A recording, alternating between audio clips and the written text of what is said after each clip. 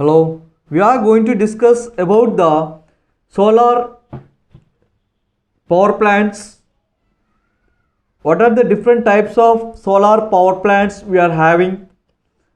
With respect to the solar photovoltaic system and solar thermal system, what are the major components in a solar power plant and about its working, and also what is the function and purpose of each and every component, what are the advantages and disadvantages we are having, and what do we mean by grid connected PV system, its layout diagram, and also grid connected PV system with batteries, what about its diagram and layout, and what are the functions of each and every component. And next one is the off-grid PV system. What do we mean by off-grid PV system?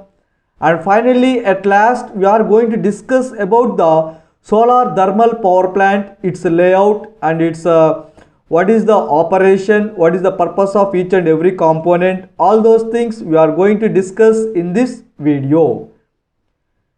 Dear students, if you recollect or if you have seen the previous videos where we have discussed the hydropower plants, thermal power plants and nuclear power plants, in all those things how we are going to generate the electricity we have discussed.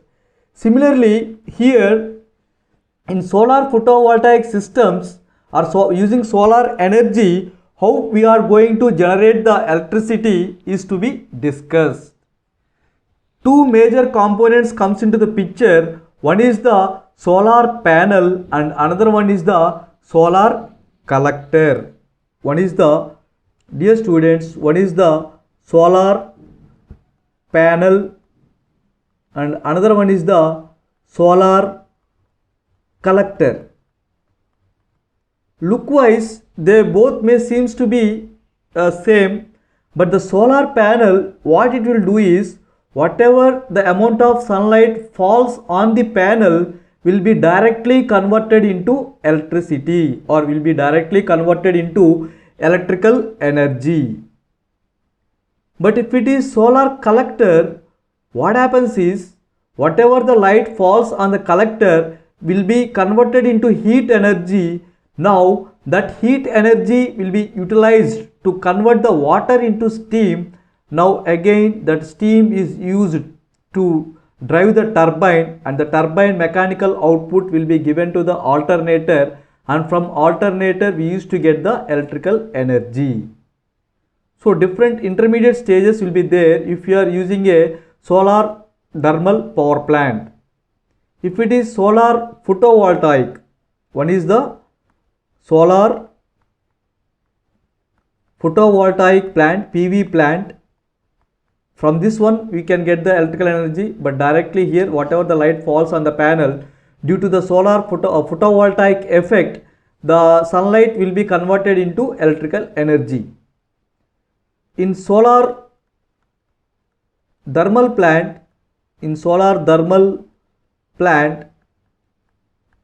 the light or the sunlight, whatever the sunlight falls on the collector will be converted into heat energy. These two major differences are to be observed. Clear? Yeah. Dear students, in solar photovoltaic system, this is the process where it is going to generate the voltage or current whenever in a photovoltaic cell when it is exposed to the sunlight. For example, if this is the solar cell, right, whenever the light falls on that, and the light will be having energy associated with that, photons which will travel in the form of the photons. The energy associated with the photon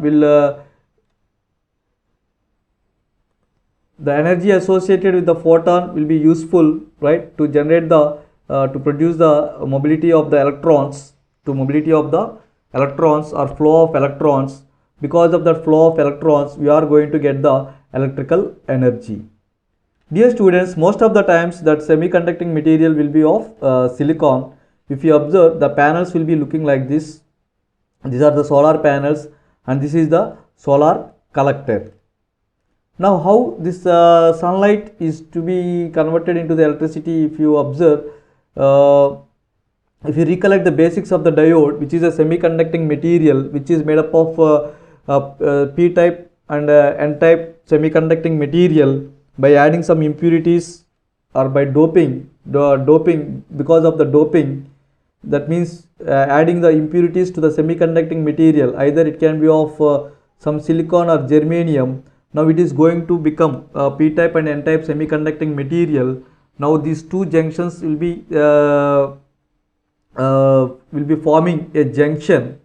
When these two materials are sandwiched one over the another, a junction is to be formed. Depending upon the electric field or potential difference across the junction, there will be the mobility of the charge carriers. So these are the basics of the some of the basics of the diode where we have observed in the previous discussions.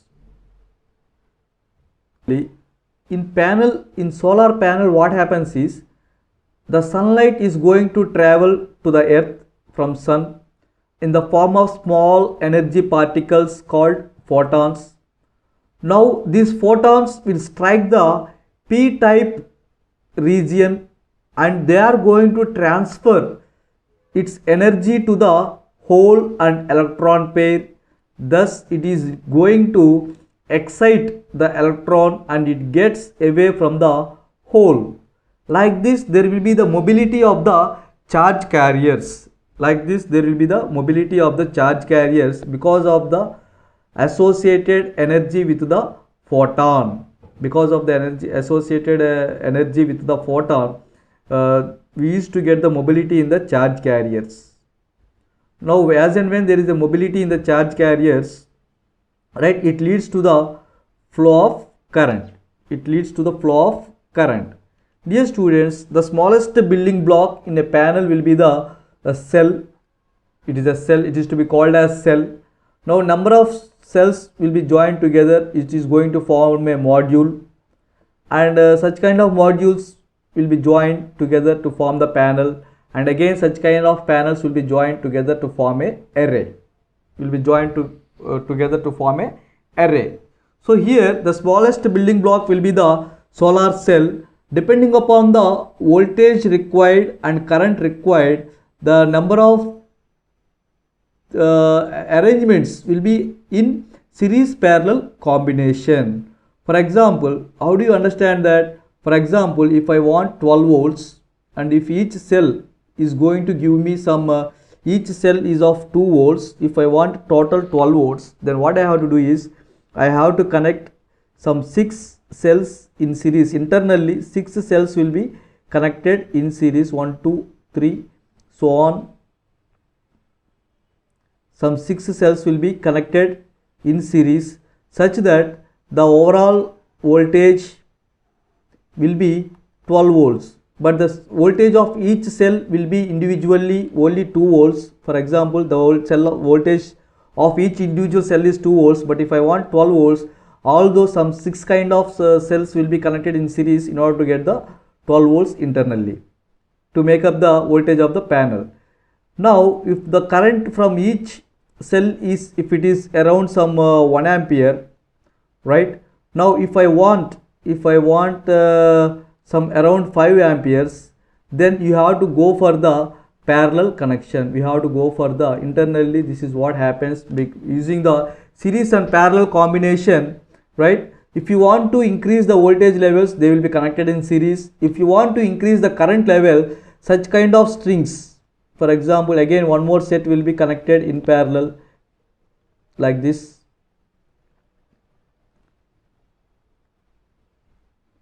This is from here 1 amp you will get like this, so on. Some 6 such kind of strings will be such kind of setups will be connected in parallel like this. The required amount of voltage and current will be built up. Total here now we are getting a 5 amps and 12 volts. Then indirectly its power rating will be 12 into 5, which is around 60 watts. Like this, the wattage, depending upon the wattage requirement, how much amount of power is to be required, those are to be connected in a series and parallel combination. Those are to be connected in series and parallel combination. And if you want to improve or increase the voltage levels, those are to be connected in series. If you want to increase the current level, Such kind of setups are to be connected in parallel.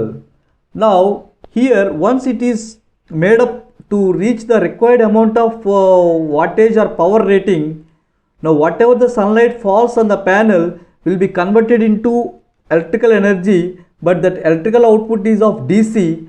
Now with the help of inverter, we are going to convert that DC into AC. The DC supply will be converted into AC supply using the inverter. Now using the charge controller, here we will have a charge controller, and using the charge controller we used to charge the battery.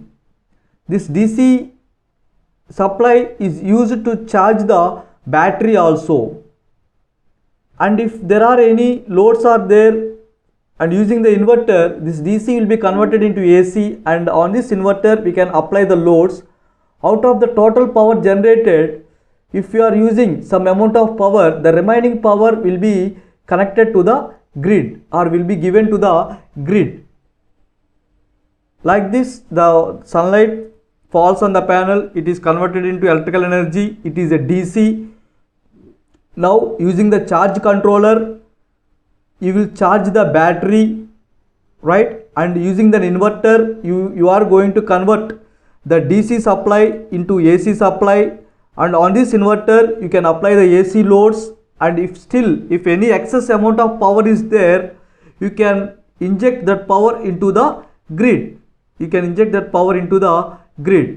So here, if you observe, these are the major components: solar panel, cells, charge controller, battery and inverter. These are the major components in the system, solar PV system. Here there are so many advantages with respect to the solar energy. One is it is the most clean and renewable sources of energy. Just like in thermal power plant, it is not having any dust or flue gases or some smoke or oxides of nitrogen or carbon or sulfur. Such kind of harmful gases are not being released into the atmosphere, and also it is very clean and renewable sources of energy. For example, under renewable category, renewable sources, we are having solar energy, we are having wind energy, biomass, geothermal. Like this, we are having different forms of renewable sources of energy, whereas hydro, thermal, nuclear, these are also other ways of generating the electrical power, but they will be exhausted. Their resources are limited, which will get exhausted, okay, because of prolonged usage of those resources. But here they can be used again and again. Solar energy, wind energy, geothermal energy, they can be produced again and again. They will never get exhausted. So it is the most clean and renewable sources of energy. It is available in abundance and endless form, and it is going to provide electricity at low cost, and the fuel is free, right?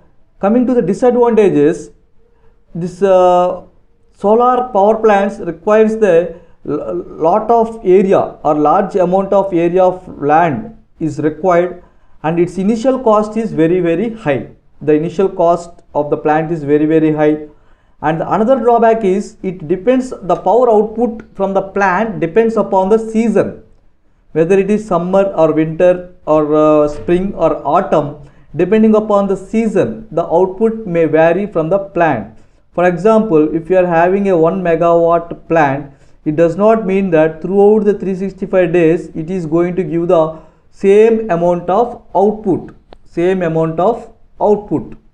because if there is any cloudy days or rainy days or some fog or snow, such kind of environmental factors is going to affect the output of the plant. Because of that, we cannot predict. To some extent we can predict, but we cannot exactly predict the output from the plant, right? Seasonal effect will be there on the output of the plant, but that is not the case with respect to the thermal power plant, right? So here there is a problem with respect to the cloudy days, and the panels which are made up of a semiconducting material, after its useful life, for example, if lifespan of the solar plant is around 25 years, after its useful life the panels are to be disposed, which is consisting of the semiconducting materials, and they will be harmful to the atmosphere. So those are the some of the disadvantages we are having. But advantages wise, it is very clean and no noise, no pollution, no that much pollution, harmful gases, such kind of things will not be released into the atmosphere. Harmful gases like oxides of nitrogen, carbon or sulfur, oxides of nitrogen or carbon or sulfur will not be released into the atmosphere, right? They are available in abundance. All those are the advantages we are having. Coming to the applications, they can be used for pumping purpose, solar water heaters, solar cookers we are having, solar dryers, solar furnaces and photovoltaic conversion, and for solar power generation. Like this we are having different types of applications of solar energy. Dear students, as we discussed here, in this again we are having subclassifications like grid connected PV system. Next one is the grid connected PV system with batteries, and the last one is the off grid PV system. In grid connected PV system, what happens is, if you look into the diagram, in grid connected PV system, sunlight falls on the panel. Due to photovoltaic effect, it is going to give the electrical output. Now this electrical output is DC in nature, Now this DC will be converted into AC supply with the help of inverter. Now whatever loads, AC loads like TV, fan, air conditioners or refrigerators or some motors, whatever loads we are having, electrical loads, they can be applied on this inverter. Once the amount of power is utilized or sufficient for these loads, if still any excess power is there, for example, if this plant is generating some 100 kilowatt, but for this load if you are using only some 50 kilowatt power is utilized, the remaining 50 kilowatt power can be sent or can be pumped to the grid, to the main lines. This is how it works. For example, during if any rainy season or cloudy days, if this plant is not giving sufficient amount of output, for example, if the plant is giving only 10 kilowatt as an output, but if your load is 50 kilowatt, now from remaining 40 kilowatt of required amount of power, you can take it from the utility grid. In both the ways it can work out. If there is shortage for you, you can take it from the grid. If there is excess power generated from the plant, you can give it to the grid. You can take from the grid,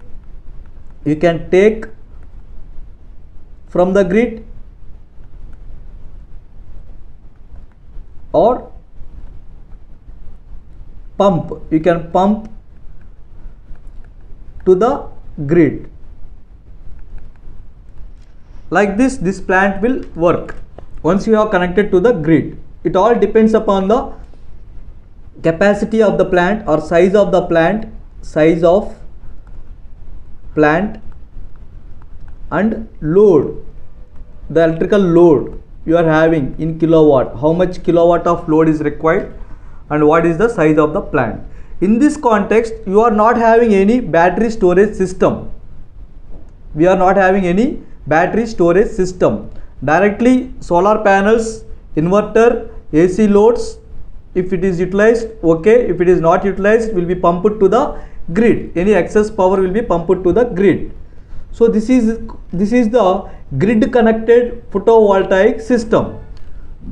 Now another one will be there, which is a grid connected PV system with batteries. Here we are going to have the battery, right? For example, this excess power will be stored in the battery with the help of the charge controller. As and when you want to switch on the loads, which requires AC supply, now with the help of this hybrid inverter or charger, this DC will be converted into alternating supply and will be utilized by the loads. Here again our AC loads can be your household appliances or your total load in kilowatt. TVs, refrigerators, ACs, motors, all those things you can apply. Now if any excess power is there, if you want to pump it to the grid, that can be pumped to the grid. If any excess power is there, you can pump it to the grid. This meter will work in both the ways. It will calculate how many units you have used and how many units you have given to the grid. How many units you have used and how many units you have given to the grid. Similarly, there is another system called standalone system, off-grid system, or standalone system,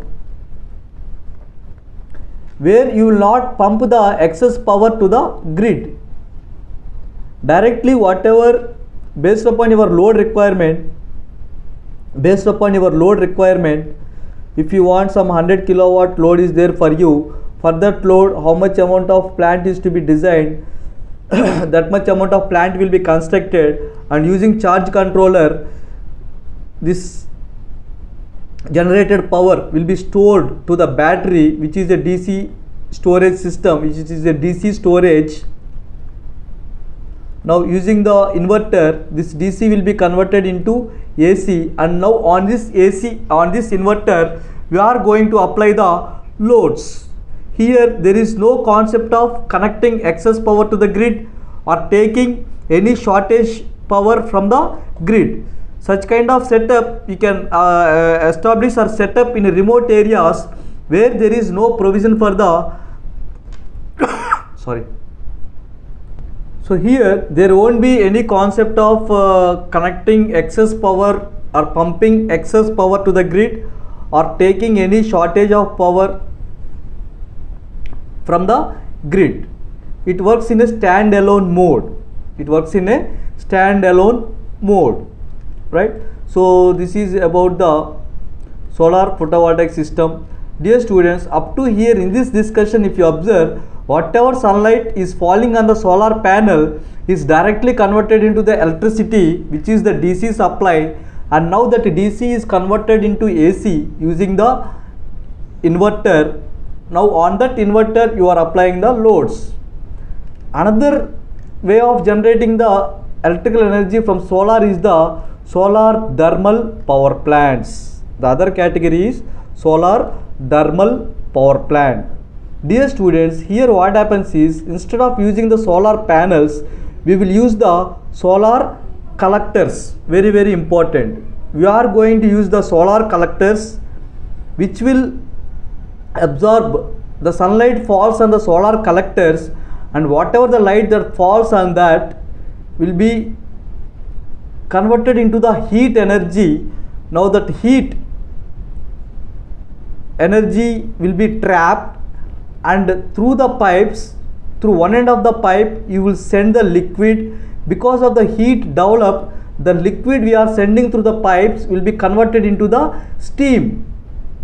The liquid or fluid, whatever you send through the pipes, will be converted into the steam because of the heat energy.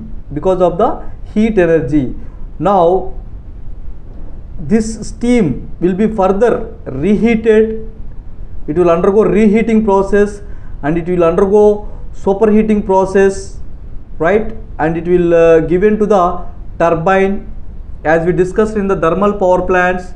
Now this steam is going to hit the turbine. The turbine blades will rotate and will give us the mechanical output. That mechanical output is given to the alternator or generator. From the generator we used to get the electrical energy.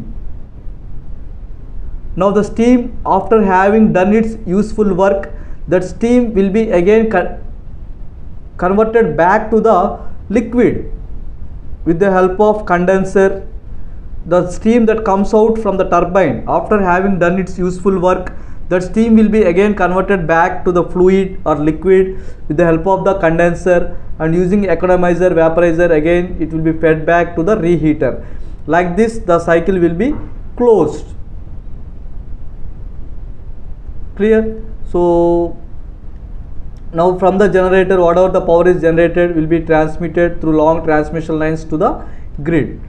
But the key point is, whatever light falls on the collector is not getting converted directly into the electrical energy. It is going to be converted into the thermal energy. So this is the setup of a solar thermal power plant. Whatever light falls on these collectors will be get reflected towards the, all the light will be focused, will be reflected towards the receiving tower, central receiving tower. In this tower, large tubes filled with water will be running. Now whatever the light falls from whichever direction that falls on this panel will get reflected like this. If any light falls on one more panel, one more collector, it will also get reflected like this. Now all the collectors will be placed in such a way that, or will be aligned in such a way that, whatever light falls on that should get reflected back. It will be inclined or placed in such a way that the reflected light should fall, which should get focused at single point, should get focused at the single point. Now because of this focus on the single point, that in this tower there will be some tubes running. In that tubes they will be filled up with the water. Now this water will get heated up, will be converted into the steam, right? Yeah. So these are the different types of collectors we are having. This is absorber tube. Like this we will be having. This light falls on this, and whatever light falls on this will get focused, will be inclined in such a way that the light falls and gets reflected, and this tube will get heated up. This tube will get heated up. In this tube they will send the fluid. Now through one end of the tube, if you send the fluid, through other end we will get the steam. Through other end we may get the steam. Like that it works. For example, here the light falls on the collector like this, and here you will have at the central point you will have a setup. All these lights will get reflected towards the absorber. All the light fallen on the collector will get reflected towards the absorber. Now the reflector will be designed in such a way that at anywhere the light falls throughout the surface, it should be focused towards this center point, towards should get reflected and focused towards the central point.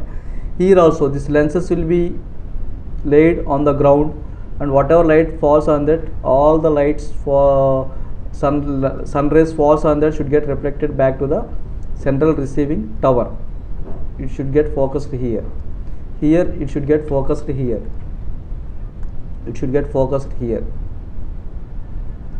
It should get focused here. It should get reflected and get focused here. In this diagram, it will get focused throughout its length.